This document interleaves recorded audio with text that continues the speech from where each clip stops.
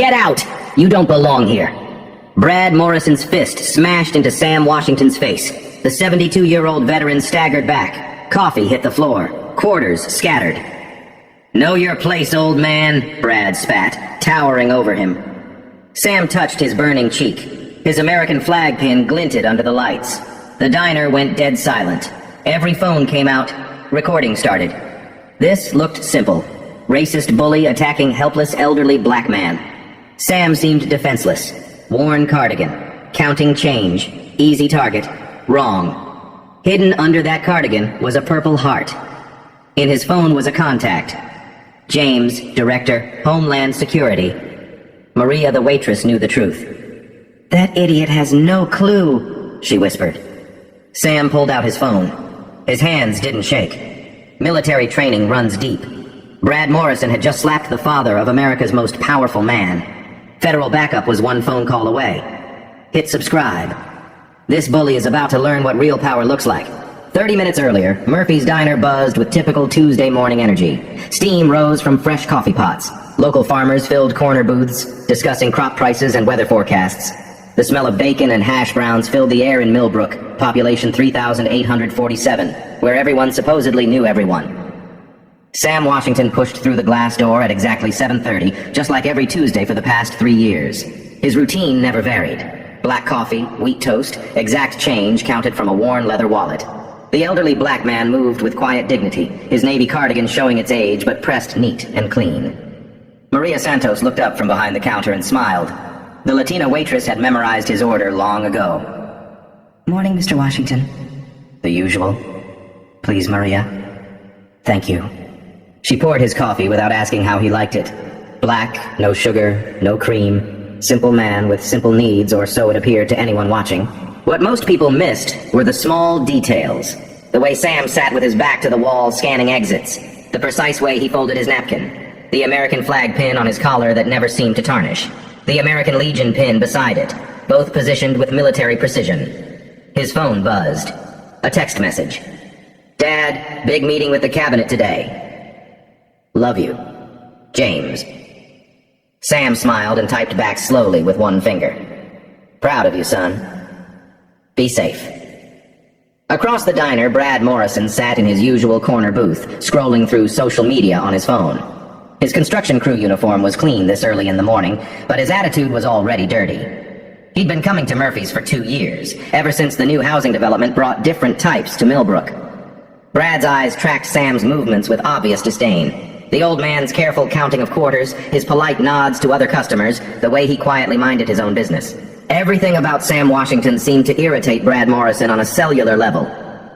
"Don't know why they let just anyone in here these days," Brad muttered to his breakfast companion, loud enough for surrounding tables to hear. The businessman at the next table shifted uncomfortably. Mrs. Patterson, the mayor's wife, glanced up from her newspaper with a frown. But nobody said anything. They never did. Maria's jaw tightened as she refilled coffee cups. She'd watched this pattern develop over months. Brad's comments are getting bolder. He starts getting more aggressive. His jokes are getting less funny and more pointed. She'd thought about saying something to her manager, but Brad was a regular customer who tipped well. Money talked louder than dignity in small-town diners. Outside the window, college student Tommy Carter was setting up his camera equipment. His assignment was simple: document real small-town America for his journalism class. He'd chosen Murphy's Diner because it looked authentic, timeless, the kind of place where honest people shared honest conversations. Tommy adjusted his lens and checked his audio levels. His professor had emphasized capturing genuine moments, unguarded interactions that revealed character. He had no idea he was about to document something that would reach the highest levels of American government. The security camera above Sam's table blinked its red recording light.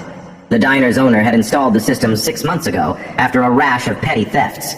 What he hadn't anticipated was how valuable that footage might become. Sam's phone buzzed again. This time it was a news alert about federal funding for rural law enforcement programs.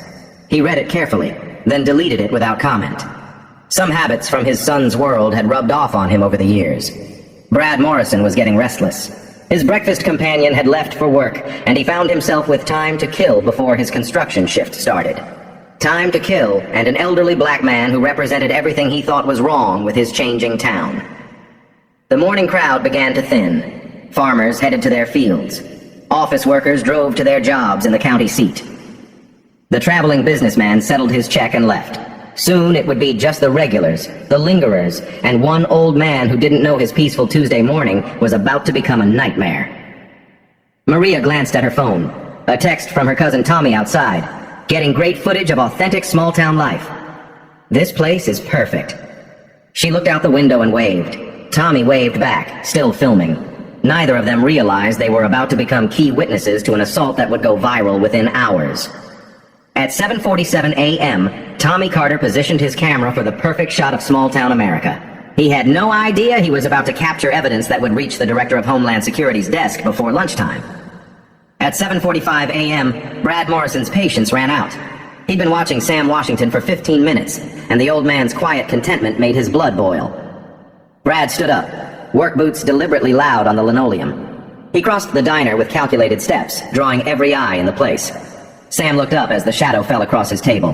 Brad loomed over him, arms crossed, an expensive watch glinting. "Morning," Sam said politely. "You seem real comfortable here," Brad said loud enough for everyone to hear. "Real comfortable for someone who doesn't belong." The diner went silent. Forks stopped moving. Maria's hand moved toward her phone. "I'm sorry," Sam said. "This ain't your kind of place, old man. Makes decent people uncomfortable having your type around." Mrs. Patterson shifted nervously. Fire Chief Rodriguez tensed. The diner held its breath. Sam had faced worse than playground bullies. But this was about dignity. About the right to exist in peace. "I'm just having coffee," Sam said quietly. "I'm not bothering anyone." "That's where you're wrong." Brad leaned closer. "Your being here bothers me. Bothers a lot of good people." Outside, Tommy Carter's camera captured every word. He'd started filming local color. Now he was documenting something much darker. The security camera recorded everything with perfect clarity. Audio, video, timestamps that would become crucial evidence. Sam reached for his wallet to leave, but Brad's hand slammed down on the table. "Don't walk away when I'm talking to you." Coffee sloshed. Quarters scattered across the table and hit the floor. "Sir, please," Sam said. "I don't want trouble." "Trouble?"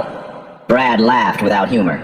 "Oh man, you are trouble. Everyone likes you, acting like you own this place." Maria pulled out her phone and started recording. She'd been silent too long. Rodriguez half stood, unsure how to intervene.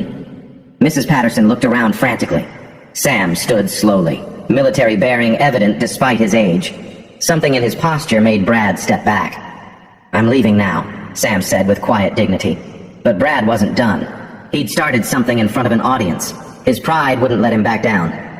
Brad stepped sideways, blocking Sam's path to the door. "You'll leave when I say you can leave." Physical intimidation. Public humiliation. Witnessed by dozens and recorded by multiple cameras. Brad Morrison had crossed a line that would destroy his life. At 7:52 a.m., Tommy Carter zoomed in, his journalism training recognizing something significant. He had no idea he was documenting an assault that would reach federal investigators. Sam Washington stood trapped between the table and Brad Morrison's bulk. The construction worker's chest puffed out, feeding off the attention from the silent diner. This was his moment, his chance to put someone in their place with an audience watching. "Please move," Sam said, his voice steady despite the situation. "Make me, old man." Brad's lips curled into a sneer. "What you gonna do? Call your mommy?" The racist taunt hit its target. Sam's jaw tightened, but his military training held. Never escalate, never give them an excuse. But Brad Morrison wasn't looking for excuses anymore. "You people think you can just waltz in anywhere," Brad continued, his voice rising. "Think you own everything. Well, this is my town and I decide who belongs." Sam stepped to the left, trying to go around. Brad shifted to block him. "I said you're not leaving." That's when Brad shoved him, hard. Sam stumbled backward into the table. His hip caught the edge. Coffee cups crashed to the floor. The sound of breaking ceramic filled the diner like gunshots. "Hey!" Fire Chief Rodriguez stood up. "That's enough!" But Brad was just getting started. The shove had felt good. The power, the control, the way the old man's eyes widened in shock. He wanted more. "Mind your own business, Rodriguez," Brad snarled, without taking his eyes off Sam. "Unless you want some too." Maria Santos raised her phone higher, making sure she captured everything. Her hands shook, but the video stayed steady. "Stop it, Brad! He's done nothing wrong." "Shut up, Maria. You want to keep your job? You'll stay out of this." The threat silenced her words, but not her camera. She kept recording. Sam tried to steady himself against the table. At 72, a hard shove could mean broken bones, serious injury. But what hurt more than his hip was the humiliation. The way every person in the diner was watching him be degraded. "Now you're gonna apologize," Brad demanded, "for making decent folks uncomfortable." "I apologize if my presence upsets you," Sam said quietly. "But I've done nothing wrong." "Wrong answer." Brad's face turned red. If you upset me, you arrogant piece of..." The slap came without warning.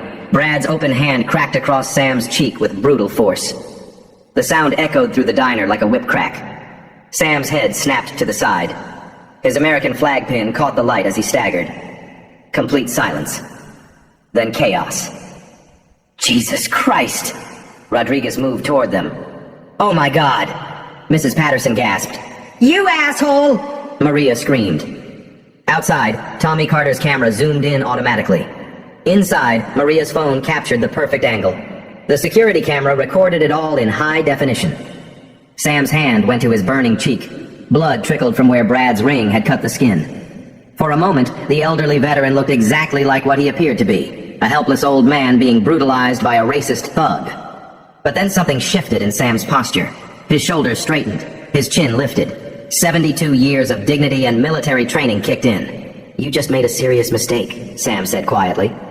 Brad laughed. "Yeah? What are you gonna do about it, Grandpa?" Sam reached into his pocket. Not for a weapon, for his phone.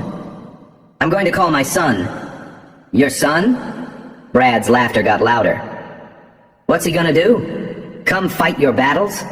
Sam scrolled to his contacts. The first name on the list? James, Director, Homeland Security. But Brad Morrison was too high on adrenaline and racism to notice the phone. He was performing for his audience, drunk on power and applause that wasn't coming. "Hit me back, old man," Brad demanded. "Come on! Show everyone what you're really made of." Rodriguez stepped closer. "Brad, you need to stop this right now." "Or what?" Brad spun around. "You gonna arrest me?" "For what? Teaching some respect?" That's when Sam dialed. The phone rang once, twice, then a voice answered. "Dad? Is everything okay?" The diner went dead quiet. Something in that voice, that immediate concern, that authority. This wasn't someone's cousin or nephew. This was someone important. "James," Sam said calmly. "I'm fine, but there's been an incident." Brad Morrison's laughter died in his throat. "Dad, are you hurt?" "Where are you?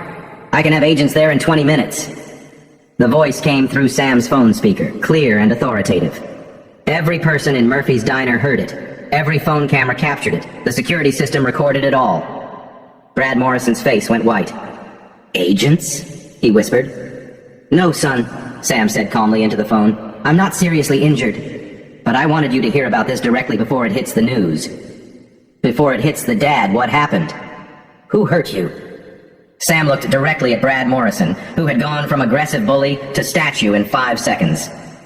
"A man named Brad Morrison just assaulted me at Murphy's diner in Millbrook. It's all been recorded. The silence in the diner was deafening." "Sir?" Maria approached Sam carefully. Is that really your son?" Sam nodded. "James Washington. He runs the Department of Homeland Security." Fire Chief Rodriguez slapped his forehead. "Jesus Christ, Brad! Do you know what you just did?" Mrs. Patterson gasped so loud it echoed. "The James Washington, the director?"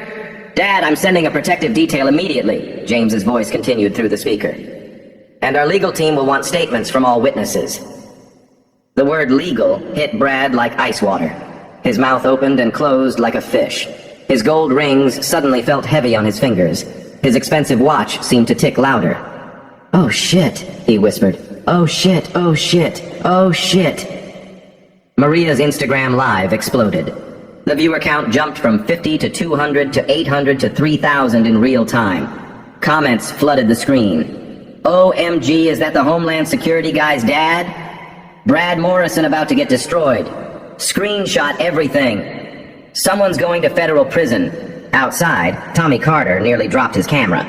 He'd been filming what he thought was small-town racism. Instead, he'd captured an assault on the father of one of the most powerful men in America. "Dad, are the local authorities there yet?" James's voice cut through the chaos. "Not yet," Sam replied. "But Fire Chief Rodriguez is here." "He's a witness." Rodriguez stepped forward, his face pale. "Mr. Washington, I saw everything. Brad Morrison assaulted you unprovoked." Brad found his voice, panicking, making it crack. Wait! This is just a misunderstanding. No harm done, right, Sam? I mean, Mr. Washington? Sir?" Sam looked at the man who'd called him garbage 5 minutes ago. The man who'd shoved him, slapped him, humiliated him in front of a room full of people. "The harm was done when you assumed who I was based on how I look," Sam said quietly. "But I didn't know. I didn't know who your son was. And that makes it acceptable?" Brad's face crumpled. The reality was sinking in. He'd just committed a federal crime. On camera. Against the father of the Director of Homeland Security.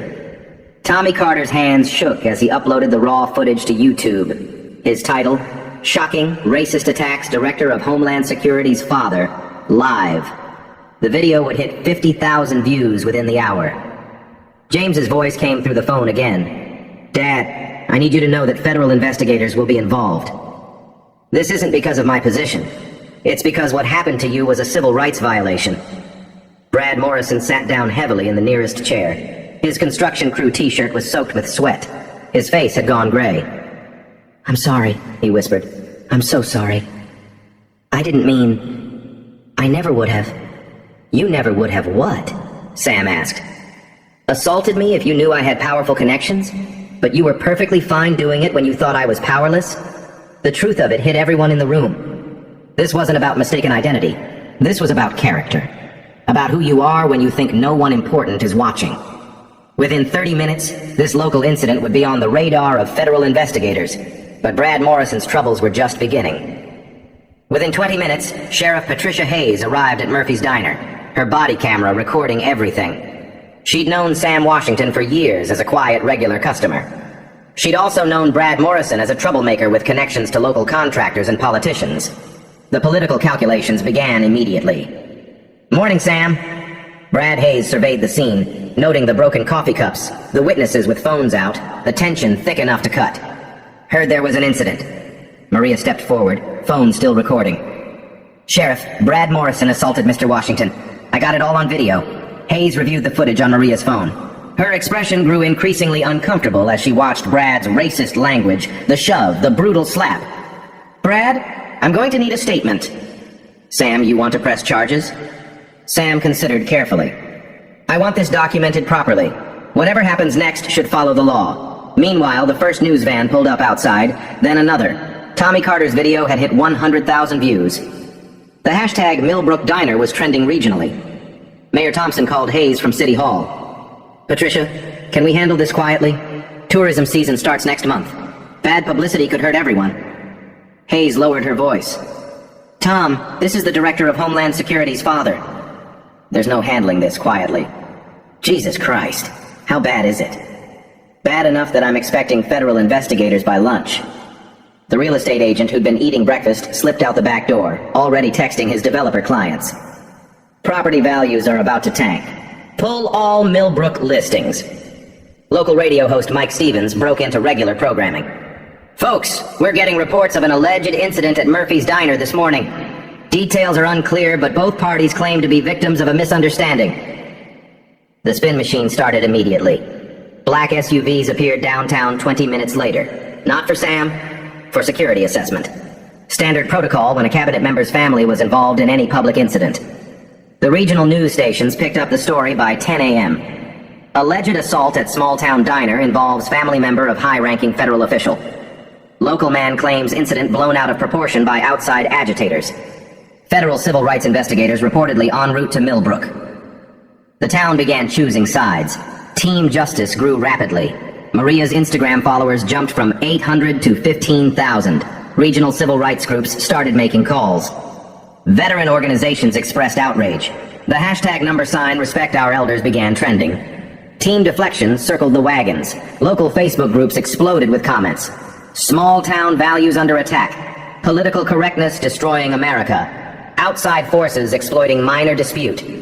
Brad Morrison, advised by his hastily hired lawyer, released a statement through the local newspaper. "I sincerely regret any misunderstanding that occurred this morning. Mr. Washington is a valued member of our community. Sometimes tensions run high in small businesses, and words get taken out of context. No mention of the physical assault. No acknowledgement of the racist language. No actual apology. The half-hearted statement only made things worse. Sam declined most interview requests, but agreed to speak with the regional news station. This isn't about my son's position in government.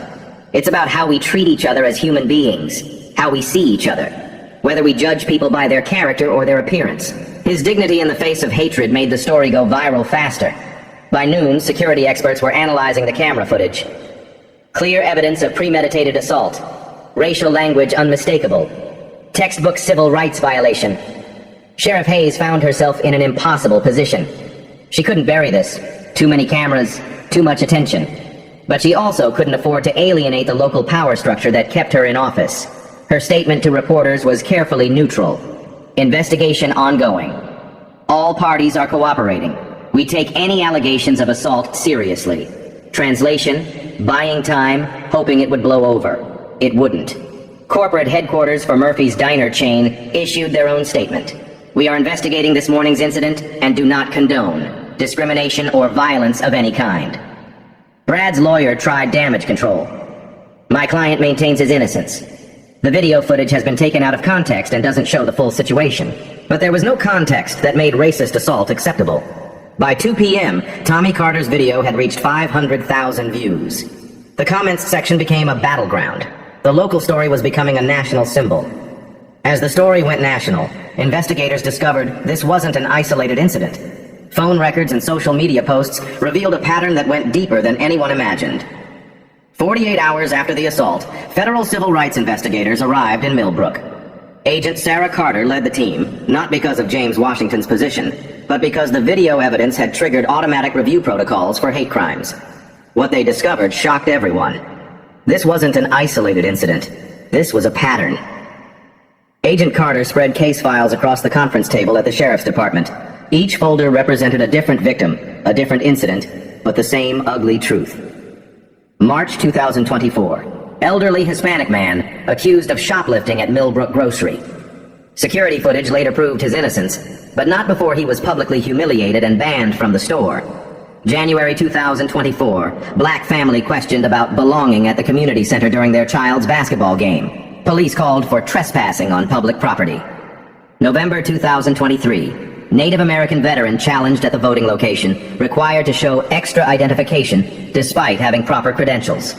September 2023. Asian college students reported as suspicious for studying at the public library after dark. Every incident involved minorities. Every incident involved public humiliation. Every incident was dismissed as a misunderstanding. Agent Carter's team found something else. A digital paper trail. Email chains between city council members discussing tourism concerns and changing demographics. So, private Facebook groups with names like Millbrook Heritage Foundation and Citizens for Traditional Values. Coordination between local business owners to make certain customers feel unwelcome. The money trail was even more damning. Brad Morrison had donated $5,000 to the Millbrook Business Development Fund. That fund had lobbied for enhanced security measures throughout downtown. Those security measures included additional cameras and safety patrols, but only in certain neighborhoods, the ones where minorities had recently moved. Financial records showed a deliberate economic strategy. 3 minority-owned businesses had closed in 18 months. Property values in their areas had dropped, making them attractive to developers connected to city officials. It wasn't random racism. It was a systematic exclusion for profit. Social media excavation revealed Brad Morrison's true thoughts. His Facebook history showed years of posts about protecting small-town values and maintaining community standards. Private group messages used language that would make a Klansman blush. More devastating were the deleted posts. Cyber forensics recovered messages from the night before the assault. Old man comes in acting like he owns the place. Time to remind him where he stands. Community meeting tomorrow about the problem people. Might need to make an example. Some folks need to learn respect. Sometimes lessons get physical. Sheriff Hayes' role became clear too. Her response patterns showed deliberate negligence. Incident reports filed but never investigated. Complaints labeled as misunderstandings without follow-up. Media contacts minimized or buried entirely. When pressed by federal investigators, Hayes admitted she'd received over a dozen complaints about discriminatory treatment in 18 months. Her action on those complaints? Zero. The witnesses began finding their voices. Janet Williams, the bank teller, came forward with internal documents showing